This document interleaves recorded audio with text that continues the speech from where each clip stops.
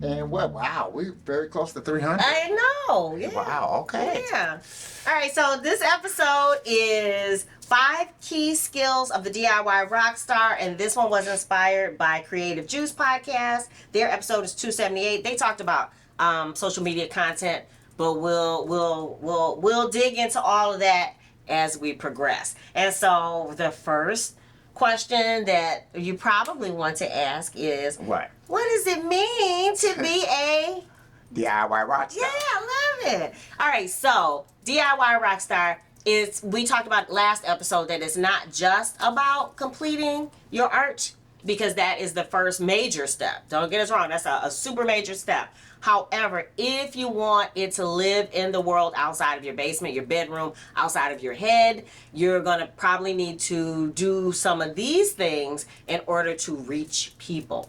So even if it's not quote unquote making money on it, Yeah. but that's kind of our goal, a part of it, but also to bring people into your world, to let them hear what you're Yeah. doing, and then to be able to, reach them on a regular basis. Right. Yeah. That makes sense. So their list really spoke to us, because again, these are the skills that we have had to, in the last 6 years, really step up our game, because we want to reach more people. Yeah. Now that we know what it is we need to do, we're spending more time learning it. Yeah, that's true. Yeah. All right. So the first key skill of the DIY Rockstar is learning about advertising. Yeah. And so this means not just paid traffic. So in our case, we had artist mentoring, modern musician set up ad funnels for us. But it also, advertising also is the organic traffic to your social media. You guys know you post. Yeah. And you're trying to get as many people to see that post and all that good stuff. Yeah. So learning more about SEO and all that stuff will probably help bring more people into your world, just because you're sharing it more. Yeah. Yeah, I agree. So, or trying to make sure that you are, I guess, connected to communities that might be, I guess, kind of connected to the type of music that you do. I like that. So maybe they are very active and on, whatever, Twitter or whatever, maybe Whatever it's like your thing is, Reddit, being in Facebook. being in that Twitter universe Yeah. that those people normally frequent and Yeah. things like that. That might be a good way to do it too, you know. So And that actually all falls under advertising, because it's getting the word out on your quote unquote product, which is your music, your songs. yes, So, yeah, that's always a big part of it, right? And who knows? Maybe you might be kind of like those people who are promoting that movie, The Sound of Freedom. Where you have a group of people who you could convince that people are stopping them from seeing it, And as a reverse psychology, they're trying to stop us. They're trying to stop us. So- You gotta say, hey, we've been able to put this movie in every major theater, but they're trying to stop you from seeing it, and maybe you could do the same thing where you say, hey, my stuff is on every single streaming platform, but they don't want you to hear it. So you need to go and stream it at least 10 times a day. Right. Whether you To like prove it or to not, them, to prove to them that you don't. So I don't know. That may work for you, but all of that is advertising. It all ties back to advertising. Yeah. I mean, sometimes it could be like free advertisement or whatever else. But you just have to figure out a way for you, how you connect with your audience, whatever they might be. And to have it be, again, this is something that I guess for us, it's about the long game. It's been 6 years of us putting these into play.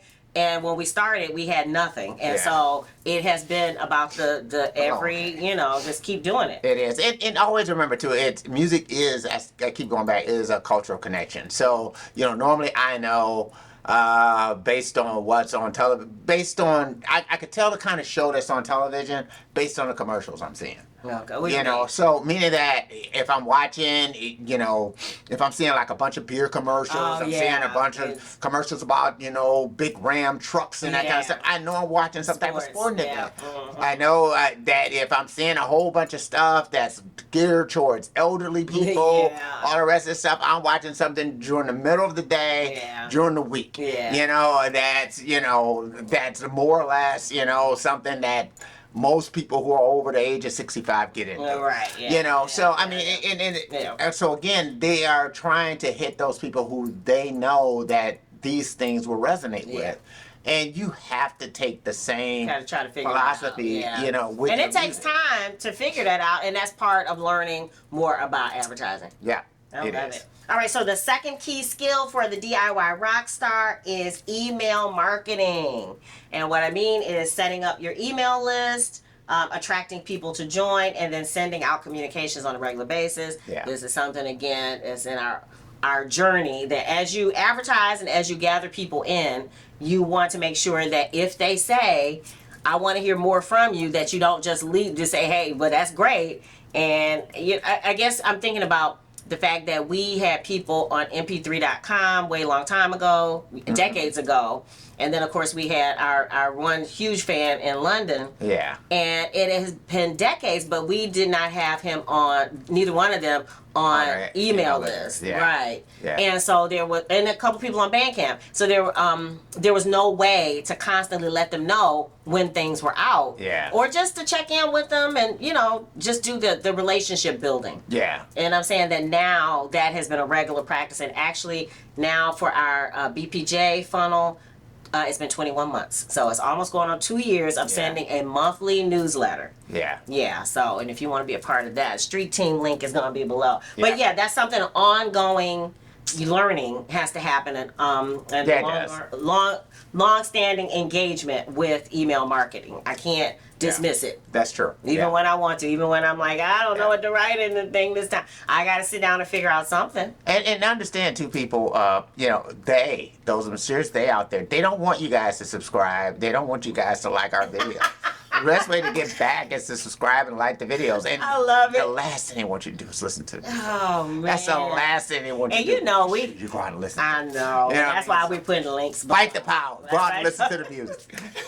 All right, so the third key skill, according to their podcast that we're piggybacking on, that a DIY rockstar needs to learn is offer creation. And this is something we are trying to get better at, but it is putting together offers of selling things, whether it's your merch or your CDs or your vinyl or concert tickets or anything like that, that you can put out so that the people who raise their hand and say they're interested in you, they can give you money to help you make your art. Yeah, that's true. And so, and you have to kind of put that out there. And, because nowadays, especially doing physical merchandise, like, CDs or cassettes or vinyl, especially cassettes and vinyl, it's very expensive. Yeah. It is very expensive nowadays. Yeah. And so, you might feel like, oh, yeah, that'd be cool.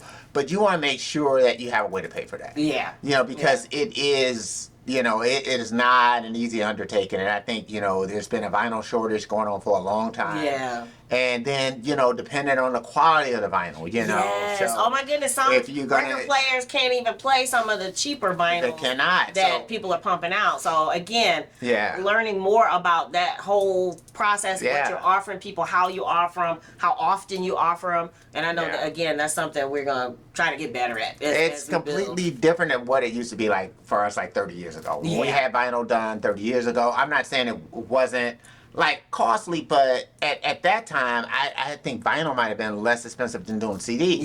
Yeah. So, I mean, it's just one of those types of things that you got a high demand for it and you have a shortage. Yeah. And so, kind of based on that, that means that the price is going to be exponentially higher. Yeah. And especially when you start thinking in terms of doing things digitally, where you have no manufacturing costs. So that's, you have to keep weighing those things. Yeah, I like that. All right, the fourth item on the list for the 5 key skills for a DIY rockstar is e-commerce plumbing. And again, this is something that, we have our store together, quote unquote, but it's not together. But learning how to do that better and better is a goal, because again, right now, if you go to our store, you'll see there'll be ringtones, t-shirts, all kinds of things for all different parts of our brand. The Blooming Prejippie and the Prejippie and the BPJ. So now I need to clean it up. Yeah, but I'm saying that sometimes it's about the availability and getting it started. Right. So it was version 1.0. So. But then not only that, it's like sometimes your fans may demand things, and so you kind of understand what it is that they do want as they start to demand things. Yeah. So it is. So again, you have to get to a process of, first of all, you have to make things available to people. Yes. And then maybe you start getting demand for stuff. I think about when Prince was first doing things on his website, all the different problems that he had with doing that. But he was a pioneer at doing it. Yeah. But at the same token, you think about somebody like Prince, hey, you think that for sure he could just have this stuff together, but it wasn't easy for him to do it either. Yeah. Especially you're thinking outside of the box. You're thinking, differently than major, labels think about stuff. And I even think about that even today, that I think there's a huge market and for Prince's audience to stuff that's in his vault. And I'm just watching the snail's pace at which this stuff is coming out or not coming out. And then the stuff that does come out is repeats of things that we've already heard. Whereas we kind of want to hear some of the things that we haven't heard. Exactly. Yeah. So don't think that you're just going to get it right. Yeah. But sometimes it's just good to have the availability of it. And once you start seeing a demand for certain things, you'll be able to hone and, shape your store. But you got to open it first. Yeah. You know what I'm saying? That's the first step. That's phase one. Yeah. It's got to be open and there's got to be stuff out there for people to buy. Yes. So if you can get to that phase, that's the big step. I love it. And then finally, the last key skill for the DIY Rockstar is learning about sales. And so it's tactics, kind of what you were talking about before. Yeah. It is also copywriting, it's direct mail, it's all that stuff. So email marketing kind of goes under there if you're writing something to sell. Right. So it's not just awareness, not just letting people know your music exists, but actually making something where you are inviting them to come purchase. Yeah. So that all that whole sales cycle is a constant, that doesn't come natural to us, and a lot of DIY rock stars doesn't. A lot of artists, it doesn't. Right. So that's kind of the reason why we share things like this, because this is what we're going through. And I'll be honest with you, it may even be more this might be even more pertinent to people who do have major label deals. Oh, wow. And I say that because, again, we're in an age where, your regular merchandise like CDs, records, stuff like that, they don't sell anymore. Mm-hmm. You don't sell. So what you're not going to make money off your music the way you used to. A long time ago, you used to make money off your music. Yeah. Not going to do that anymore. So now you're in a situation where you're going to get streaming, and as far as major labels go, your streaming royalties are very low. Yeah. So that means that you really need to up your merch game. Yeah. Supplement. Right. And this is where, you need to understand whatever it is that if you got a 360 deal, maybe a little bit harder for you, because that means the majors are getting a piece of everything. But if you're in a position where you actually get to keep the money from your merch or that kind of thing, or even if you're touring, that's the other part. So is that, how that works with your merch and all the rest of that kind of stuff. So the thing that I liked about this list, I should have shared that at the beginning, is that this list can relate to people who are just getting started, people who they've dibbled and dabbled a little bit and they want to get further, or people like us, we've been releasing music for decades, but some of these things we haven't attended to. So that is the reason why it's important to keep these 5 things are the things, when they said that, 5 things that we are constantly saying, okay, what can I do to get a little bit better? Right. Like you said, get the 1.0 in, and then, okay, now how can I improve that just a little bit? So so we thought that might be helpful for you guys. And going back to that thing about the touring is that sometimes, when you're on tour and your merch is selling at the shows, the venue may take a piece of what your merch is from that. So, having that availability to even, get people to go to your website and buy stuff. If they came by at the show, hey, go ahead, get it at the website. You can look us up. That's what they were even saying.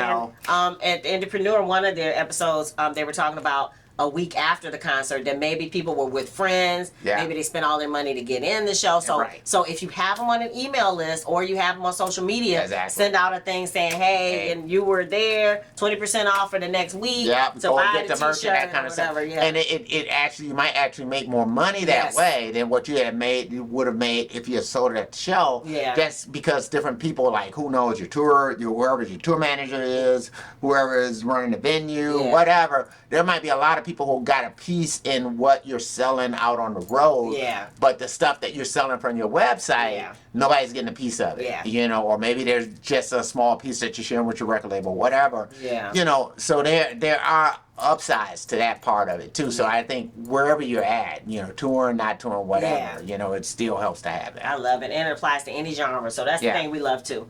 All right, so what about you? What skill do you think is the most important to be a success as a DIY rock star?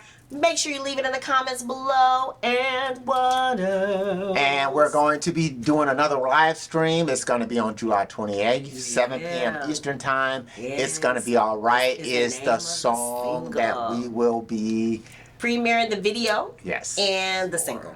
Yes. Yeah. All right, so if you're available, please check it out. Also, you can stream the other singles from Obtainium Flow, Every Heartbeat, One Love, Find a Way. Yeah. And it's gonna be all right. I'll give love freely. Give love freely. Yeah. And remember, they don't want you to do that. And so you gotta stand up to the power man, because they're trying to stop you from doing it. They're doing all kinds of stuff. I mean, they put it out there on them streaming services and trying to stop you from doing it. So make sure you go out and do it. All right. If you fight the power. Fight the power. Yeah. If you dig the vibe and you want to be a part of the tribe, be sure to subscribe. We're wishing you love, peace, and chicken grease. yay.